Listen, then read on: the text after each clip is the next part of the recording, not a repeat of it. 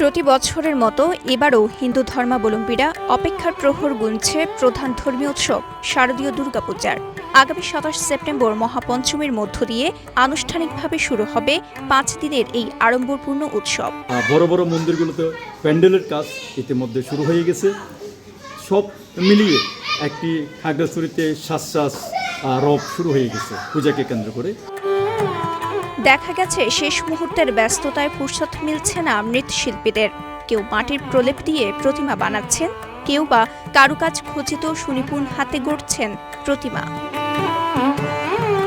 এবার পার্বত্য জেলা খাগড়াছড়ির ৯টি উপজেলায় ৬১টি পূজা মণ্ডপ ও ৩টি ঘট পূজা সহ মোট ৬৪টি মণ্ডপে দুর্গোৎসব অনুষ্ঠিত হবে।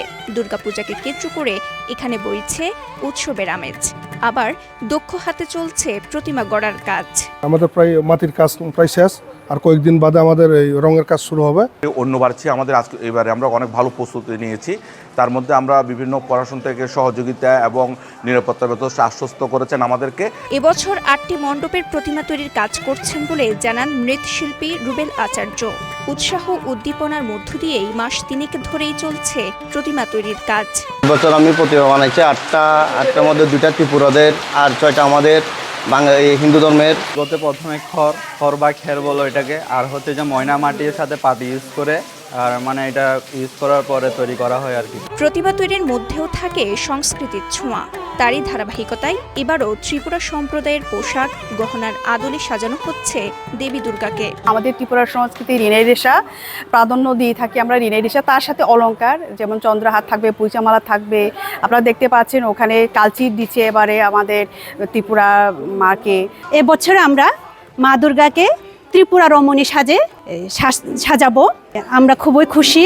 একদিকে পাহাড়ের বৈচিত্র্যময় সংস্কৃতি ও ঐতিহ্য, অন্যদিকে দুর্গোৎসব ঘিরে প্রতি মণ্ডপে মণ্ডপে চলছে প্রস্তুতিমূলক নানা আয়োজন।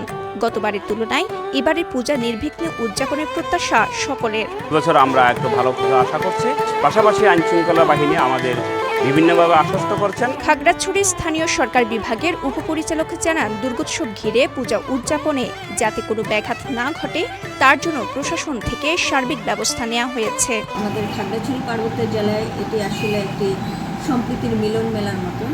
দুর্গাপূজায় যেন আইন শৃঙ্খলা পরিস্থিতি থেকে সাধারণ মানুষের আনন্দে কোনো রকম ব্যাঘাত না ঘটে, সেজন্য প্রশাসন সার্বিক ব্যবস্থা গ্রহণ করছে। এদিকে দুর্গোৎসবকে ঘিরে ২৪ ঘণ্টা পুলিশ মোতায়েন ও সিসি ক্যামেরায় নজরদারির ব্যবস্থার কথা জানান police super Mohammad Arifin Jewel. Fixed police সদস্য মোতায়েন করব যারা ২৪ ঘণ্টায় নজরদারিতে থাকে। পাশাপাশি প্রত্যেকটা পূজা মণ্ডপে আমরা সিসি ক্যামেরা যেন থাকে সেই ব্যবস্থা করছি।